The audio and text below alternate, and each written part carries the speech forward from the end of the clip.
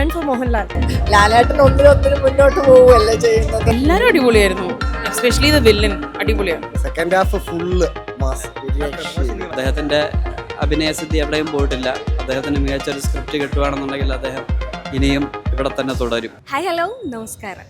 ഞാനിപ്പോൾ ഉള്ളത് ഇടപ്പള്ളി വനിതാ തിയേറ്ററിലാണ്. തുടരും സിനിമ റിലീസായിട്ട് രണ്ടാമത്തെ ദിവസമാണിന്ന്.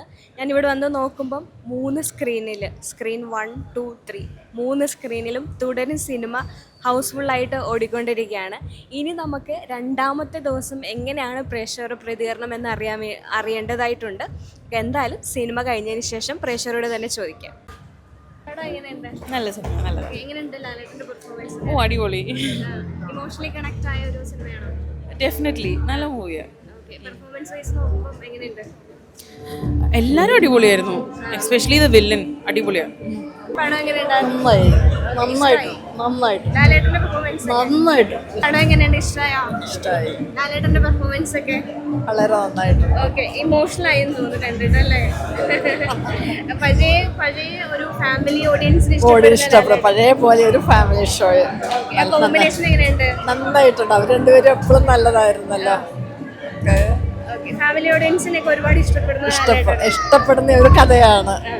ലാലേട്ടൻ ഒന്നിനൊന്നിനും മുന്നോട്ട് പോവുകയല്ലേ ചെയ്യുന്നത്.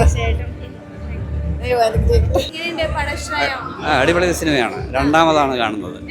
ഇന്നലെ FDFS ഇന്നലെ FDFS കവിതയിൽ കണ്ടിരുന്നു. അടിപൊളിയാണ്.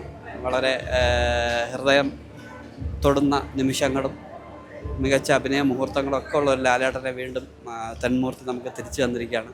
എത്രയോ വർഷങ്ങൾക്ക് ശേഷമാണ് ഇത്രയും മനസ്സ് നിറഞ്ഞൊരു മോഹൻലാൽ ചിത്രത്തിന് നമുക്ക് ലഭിക്കുന്നത്.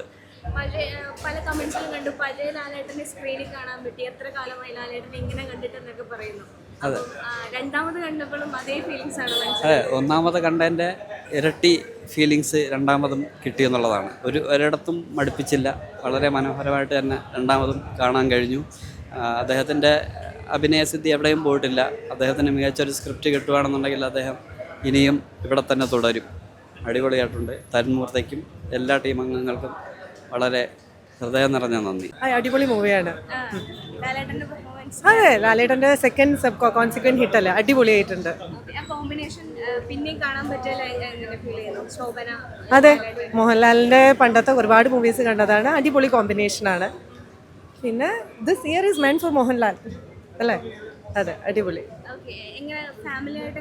ഫാമിലി ആയിട്ട് എൻജോയ് ചെയ്യാൻ പറ്റിയതാണ്. കുട്ടികളാണെങ്കിലും എല്ലാവർക്കാണെങ്കിലും അടിപൊളി. പിന്നെ മോഹൻലാലിൻ്റെ ആ കോംബോ കണ്ടിരിക്കുന്ന ആൾക്കാർക്ക് വീണ്ടും അത് കാണാൻ കിട്ടിയതിൽ ഭയങ്കര സന്തോഷം.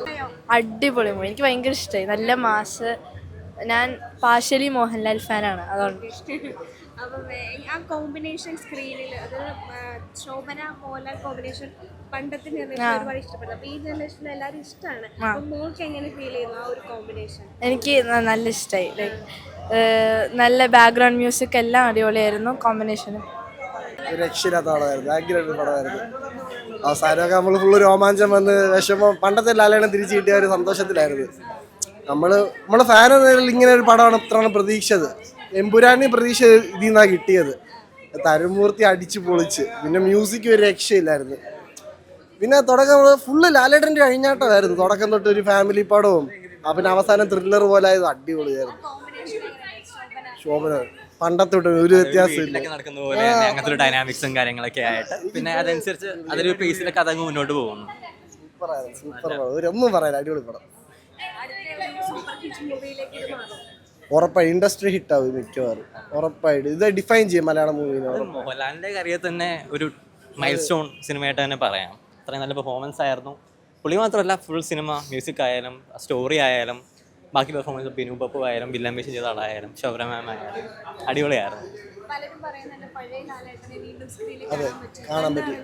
അതെ, എല്ലാം കിട്ടി എല്ലാവർക്കും കിട്ടി. സിനിമ കണ്ട എല്ലാവർക്കും മനസ്സിലാവും. ലാലേട്ടൻ്റെ ഓരോ പണ്ടത്തെ എല്ലാ പടങ്ങളിലും നമുക്ക് ലാലേട്ടൻ തിരിച്ചു കിട്ടിയ ഒരു വൈബ് കിട്ടി. എല്ലാം അത് അനാവശ്യമായിട്ടൊന്നും അല്ല, ആ സിനിമയ്ക്ക് ആവശ്യമുള്ള സീൻസിൽ മാത്രം ഒരു മിന്നായം പോലെ. പക്ഷേ ആ ഒരു ട്രേഡ് മാർക്ക് കണ്ണുകളായാലും ഒരു ശബ്ദമൊക്കെ മാറുന്നതായാലും അതൊക്കെ വളരെ ഒരു കോമൺ മാൻ ലാലേട്ടൻ. അതെ, ആ ഒരു ഇത് നമുക്ക് തിരിച്ചു കിട്ടി. അടിപൊളിയാ. സെക്കൻഡ് ഹാഫ് ഫുള്ള് മാസ് ഒരു പ്രമോഷൻ എനിക്ക് ഭയങ്കരമായിട്ട് ഇഷ്ടപ്പെട്ടു. ഇതൊന്നും പുറത്തുവിടാതെ നമുക്കൊരു സർപ്രൈസ് ആയിട്ട് നിലനിർത്തി എനിക്ക് ഭയങ്കരമായിട്ട് ഇഷ്ടപ്പെട്ടു. അതുപോലെ തന്നെ പുതിയ ഡയറക്ടേഴ്സിനും പുതിയ സ്ക്രിപ്റ്റ് റൈറ്റേഴ്സിനൊക്കെ കൊടുത്താൽ ലാലേട്ടനും പുരുളികാര്യത്തിന് ഒരു റീഇൻവെന്റ് ചെയ്യാൻ പറ്റുമെന്നൊക്കെ ചെയ്യും. അറിയാം, എന്നാലും കമ്പാരിറ്റീവ്ലി നോക്കുമ്പോൾ തേർഡ് സിനിമ എന്തോ അല്ലേ.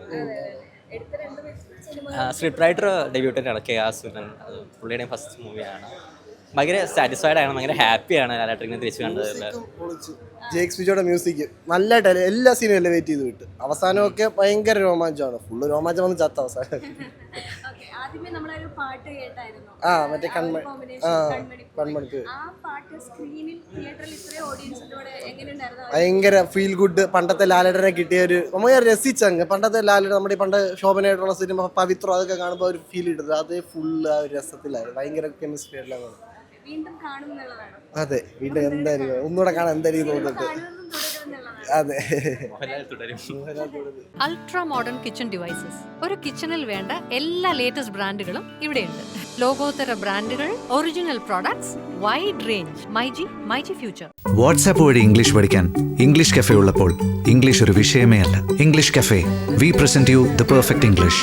WhatsApp now 9633 888 575.